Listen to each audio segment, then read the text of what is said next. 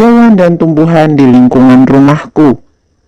Sebagian besar masyarakat Indonesia mengonsumsi nasi sebagai makanan pokok.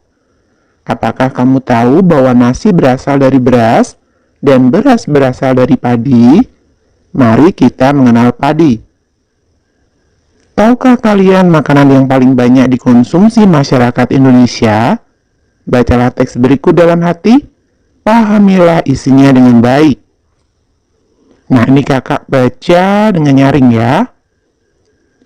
Padi adalah tanaman yang sangat penting di Indonesia.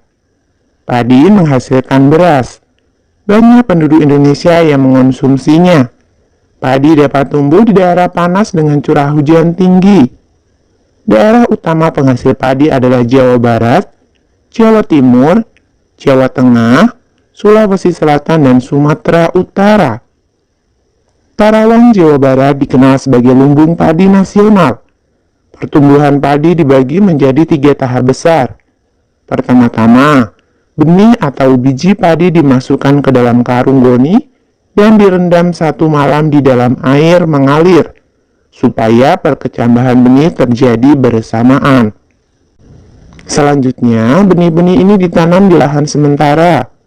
Bibit yang telah siap dipindah tanamkan ke sawah.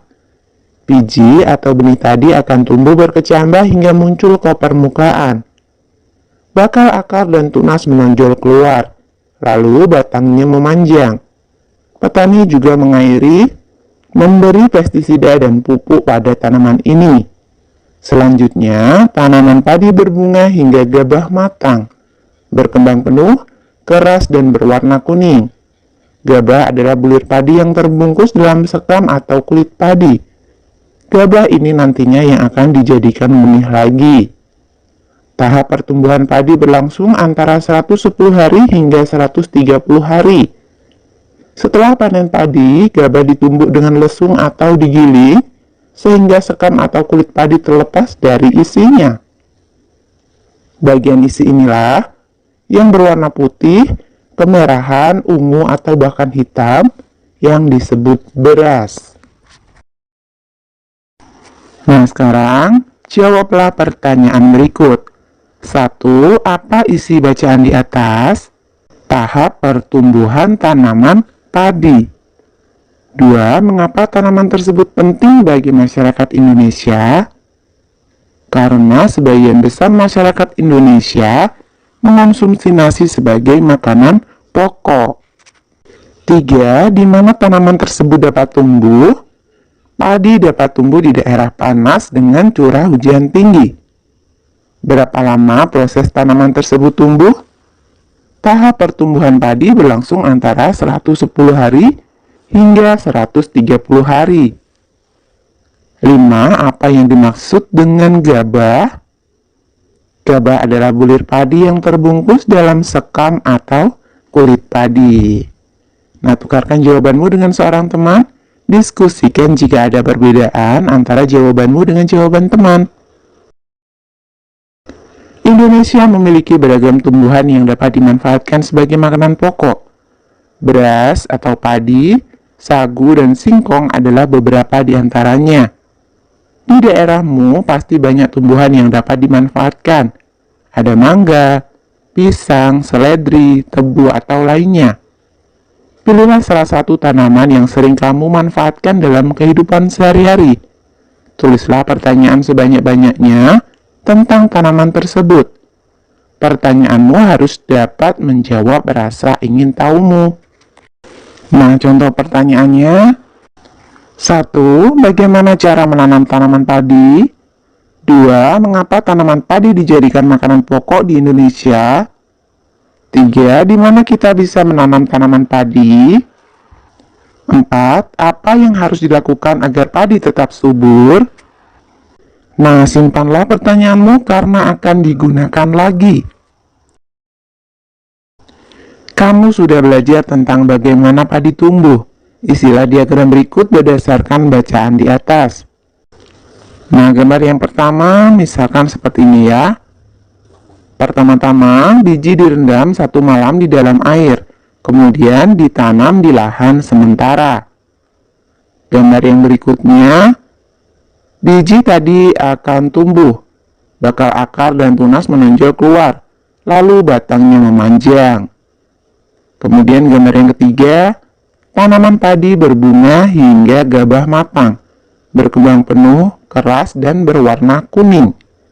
Nah, setelah itu akan kembali lagi ya, setelah menjadi bibit, proses ini terulang kembali. Diskusikanlah hasilnya bersama temanmu. Berdasarkan diagrammu, bagian mana yang paling penting? Mengapa? Apa dampaknya apabila bagian tersebut bermasalah? Diskusikan pendapatmu dengan temanmu. Bagian yang terpenting adalah bagian kedua, yaitu biji akan tumbuh, bakal akar dan tunas menonjol keluar, lalu batangnya memanjang. Karena pada masa tumbuh, padi sangat menentukan untuk perkembangan selanjutnya.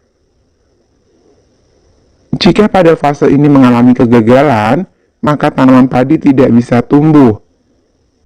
Karena banyak dikonsumsi oleh masyarakat, tanaman padi bisa saja berkurang jumlahnya. Oleh sebab itu, petani harus menjaganya. Berikut adalah beberapa cara untuk mempertahankan padi tetap dapat dinikmati masyarakat Indonesia. 1. Menjaga bibit agar dapat ditanam kembali. 2. Menjaga lahan pertanian, jangan sampai lahan digunakan untuk kebutuhan lainnya, misalnya dijadikan untuk mendirikan bangunan. 3. Menjaga kebersihan lingkungan sekitar, sampah akan menyebabkan banjir. Apabila terjadi banjir, maka tanaman padi tidak akan tumbuh. 4. Saluran air dijaga agar tetap mengalir. 5. Penggunaan beras yang tidak berlebihan. Jumlah penduduk yang meningkat akan meningkatkan kebutuhan yang besar terhadap padi. Penggunaan beras sesuai kebutuhan akan sangat membantu. Nah, berdasarkan penjelasan di atas, tulislah pertanyaan sebanyak-banyaknya tentang bagaimana melestarikan tanaman yang kamu pilih.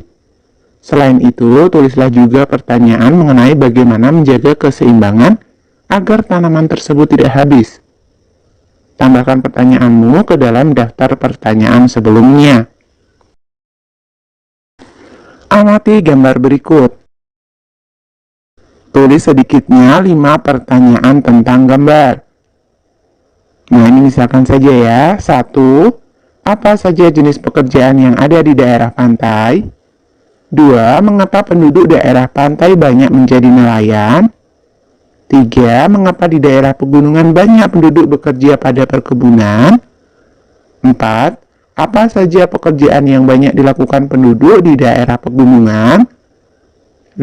Mengapa di dataran rendah banyak terdapat lahan persawahan? Nah, diskusikan pertanyaan dan hasil pengamatan dengan temanmu. Tulis perbedaan yang kamu temukan dari ketiga tempat tersebut.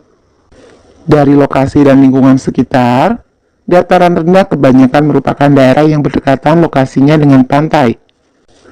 Dataran tinggi merupakan dataran yang lokasi sekitarnya mirip seperti pegunungan dan juga perbukitan.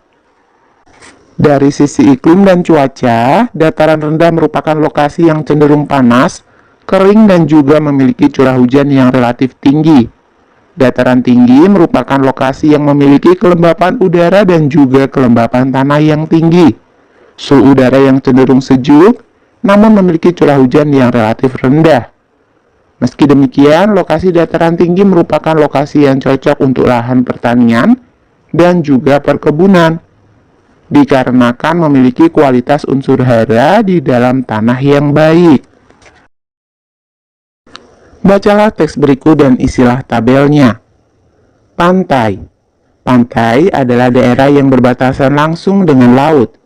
Pantai ada yang landai dan ada pula yang terjal. Pantai yang landai biasanya digunakan untuk objek wisata. Dataran tinggi. Dataran tinggi adalah permukaan bumi yang ketinggiannya 500 meter di atas permukaan laut. Dataran tinggi biasanya dimanfaatkan untuk peristirahatan, objek wisata, dan usaha perkebunan. Dataran rendah. Dataran rendah adalah permukaan bumi yang datar dengan ketinggian kurang dari 200 meter dari atas permukaan laut. Pada umumnya, dataran rendah berada di sekitar pesisir pantai. Dataran rendah banyak digunakan untuk berbagai keperluan, di antaranya pertanian, peternakan, perumahan dan industri, serta beberapa jenis kegiatan perkebunan seperti perkebunan kelapa dan tebu. Nah, sekarang kita isi tabelnya ya. Pantai, lokasinya adalah daerah yang berbatasan langsung dengan laut. Ciri-cirinya berbatasan langsung dengan laut. Sumber daya alamnya adalah ikan, rumput laut, dan kerang. Manfaatnya untuk objek wisata, sedangkan mata pencarian penduduknya adalah nelayan dan petani tambak. Kemudian dataran tinggi, lokasinya permukaan bumi yang ketinggiannya 500 mdpl. Ciri-cirinya ketinggiannya 500 mdpl, sumber daya alamnya adalah tanaman sayuran dan buah-buahan, manfaatnya sebagai tempat peristirahatan, objek wisata dan perkebunan. Mata pencaharian penduduknya adalah petani dan pekebun. Kemudian dataran rendah, lokasinya adalah permukaan bumi yang datar dengan ketinggian kurang dari 200 mdpl. Ciri-cirinya ketinggiannya kurang dari 200 mdpl, sumber daya alamnya adalah hewan ternak, sayuran, dan buah-buahan. Manfaatnya untuk pertanian, perkebunan, peternakan, dan industri. Mata pencaharian penduduknya adalah petani, karyawan, dan buruh. Nah, sampaikan hasil tabel kepada gurumu.